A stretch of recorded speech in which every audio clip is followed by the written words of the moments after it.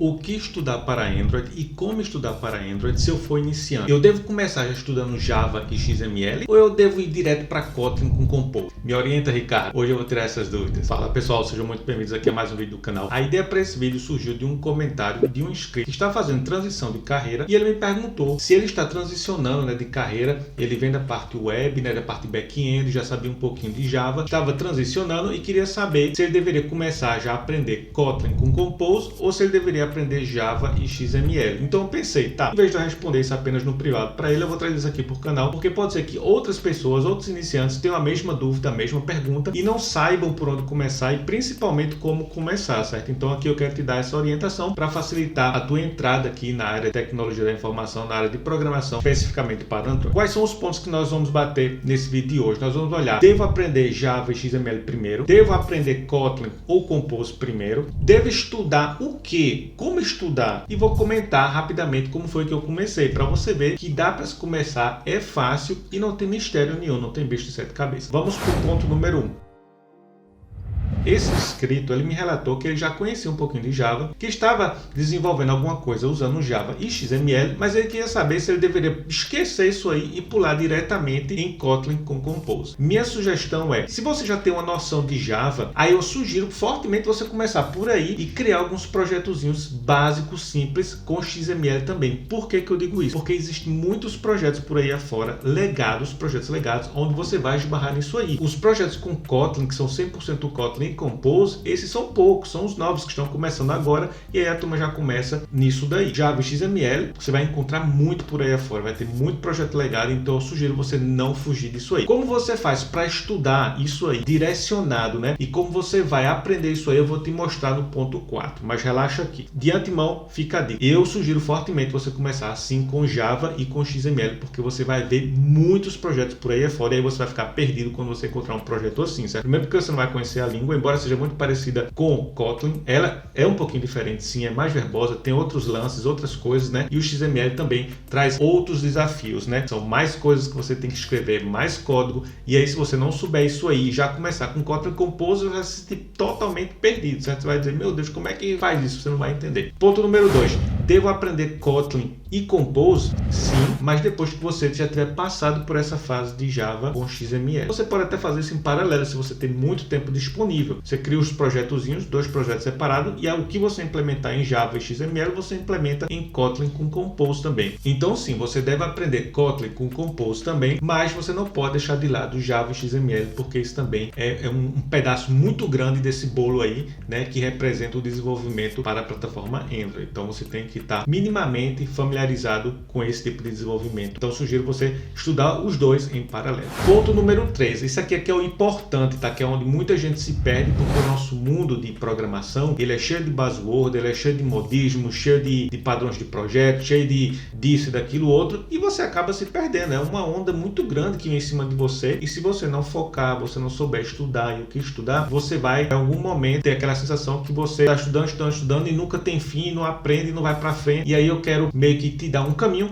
para você seguir ele, e seguindo ele sim, você vai aprimorando no decorrer do seu desenvolvimento. Então vamos lá, o que estudar e como estudar? Eu sugiro você pegar a playlist que eu tenho aqui da certificação. Você não precisa ter a certificação, mas você deve seguir essa certificação, o conteúdo programático dessa certificação. E por que eu digo isso? Porque é a própria Google que recomenda isso aí. Não é eu que estou dizendo, Ricardo, não, é a própria Google que enxerga que se você bater todo esse conteúdo programático, você no final está apto a ter um certificado que vai comprovar que você entende a arquitetura Android, como as coisas funcionam, o básico do básico você traz, como bagagem, e aí você está apto a desenvolver um aplicativo. Claro que você não vai estar apto a desenvolver um aplicativo do Uber ou Facebook da vida, não sei o que, mas aplicativos normais você vai tirar de letra se você tem toda essa bagagem da certificação. Essa playlist da certificação, ela foi toda escrita em Kotlin com XML. Então, se você já tem uma noção de Java, ótimo, perfeito. Aí você vai estudar estudar Kotlin com XML, porque XML você vai encontrar muito aí, muitos projetos legados, como eu venho falando, e aí você vai tirar todo o conteúdo programático que a Google especifica, né, que entende que isso é relevante, é o mínimo que você tem que trazer. Então fica essa dica, estudem por aí. Agora veja um detalhe importante, quando você estudar por essa playlist, você não vai se preocupar com buzzwords como MVVM, Design Patterns, né, padrões de projeto, requisição HTTP, banco de dados, nada disso. Você esquece o que o mundo está falando e você vai focar somente no conteúdo programado dessa playlist, porque ela vai bater, vai tangir cada um desses temas, mas no momento certo, na hora certa. Você vai começar bem básico, projetozinho, botando um botãozinho ali, um campinho de texto aqui, vai entendendo como as coisas funcionam, vai pegando os macetes do próprio Android Studio, né? No caso que seria um ambiente de desenvolvimento. Você vai aprendendo a fazer as coisas mais simples, mas de maneira direcionada, para você não perder seu foco, certo? E aí você vai batendo conteúdo por conteúdo, né? E o bom é que você vai ter uma playlist em português, por alguém que fez em português para você. Não é aquele conteúdo em inglês, não que o conteúdo em inglês seja ruim, mas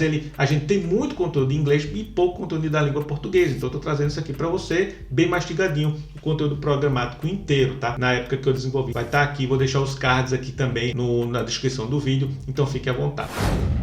Vou te dizer agora como foi que eu comecei, para você ver que dá para se começar. Na época que eu comecei a desenvolver um projetinho meu pessoal, que eu me interesso muito por loterias. Comecei a desenvolver um projetozinho onde eu criava um gerador de combinações aleatórias e otimizava usando estatística, porque se baseando nos sorteios passados eu podia aplicar algumas regras em cima, então isso deixou a coisa mais interessante. E aí eu comecei a desenvolver esse aplicativo em paralelo aos estudos que eu fazia. Então à medida que eu ia evoluindo e precisava de botar um botão, como é que eu adiciono um clique no botão, como é que eu reajo, como é que eu pego o input de algum campo de texto, como é que eu processo isso aí. Então à medida que eu ia evoluindo, eu ia pesquisando e eu não me preocupava com banco de dados, eu não me preocupava com requisição HTTP, eu não me preocupava com nada disso. Por quê? Porque eu não precisava de nada disso naquele momento. Então quando eu ia desenvolvendo e eu precisava de tal coisa, aí sim eu ia estudar aquele tópico em questão. Aí eu olhava na playlist da certificação, onde é que tem alguma coisa relativa a banco de dados, aí pum, olhava aquilo ali, avançava até alguns tópicos às vezes, né, quando eu precisava, ou então pesquisava no Stack Overflow, na comunidade,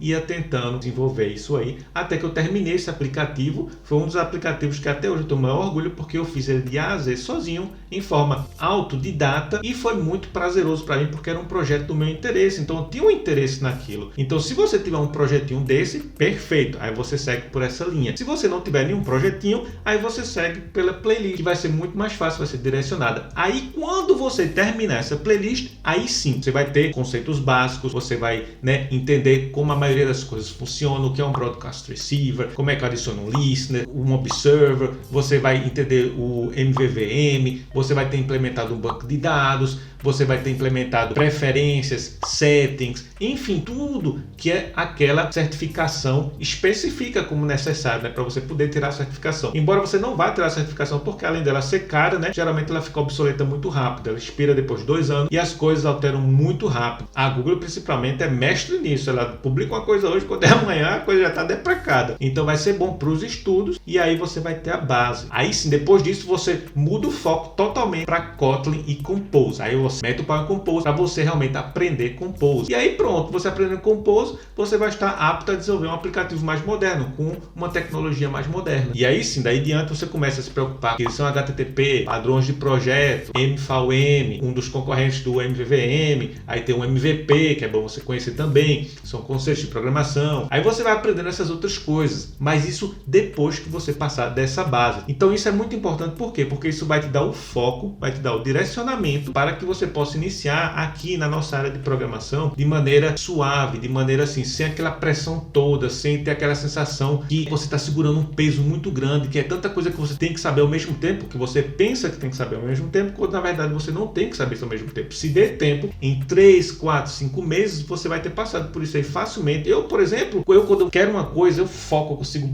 maratonar certas coisas, é assim com série Netflix, é assim com conteúdo de estudo. Quando eu quero alguma coisa, eu coloco meu foco 100% naquilo, então eu consigo assimilar as coisas muito rápido, porque eu coloco o foco naquilo, entendeu? Tem gente que é um pouco dispersa, cada pessoa é um pouquinho diferente, né? Tem um jeito de aprender diferente, uns que só conseguem aprender se for com música, eu não consigo nada disso, eu tenho que focar naquilo e realmente, ó, meter o conteúdo aqui na cachola, que é o que eu sugiro você fazer, certo? Porque se funcionou pra mim, deve funcionar pra você. Agora eu entendo que tem certas pessoas que dizem, não, o que funciona pra um não necessariamente ferramenta funcionar para outra, então você tem que encontrar o seu caminho também, né? Mas aí é totalmente tangível, assim, de 3 a 6 meses. Meu aplicativo, esse aplicativozinho simplesinho, né? Com design e tudo que eu mesmo fiz, eu tirei ele, eu acho que foi em 1 mês e pouco, quase 2 meses, assim. E aí tava pronto. Tinha campos de entrada, tinha botãozinho, tinha lógica de programação em cima, salvava em preferências. Na época eu não usava nem bancos de dados ainda. Exibia vários campos, né? Porque eu queria que o cara digitasse como se estivesse na lotérica, então tinha o campo, né? Como se fosse o campinho da lotérica, quando você podia clicar, aí os dígitos eram highlighted, né? Mudava de cor, né? Enfim, tinha um bocado de coisa legal. E se você tem um projetinho assim, é muito bacana, porque você não precisa fazer requisição, não precisa de banco de dados, não precisa de nada disso, mas é uma coisa que te dá uma satisfação enorme e que te motiva muito mais. Esse é o caminho que eu sugiro você percorrer, e uma vez você passando por isso, aí sim você desenvolve outras habilidades. Aí a gente traz aqui um outro vídeo,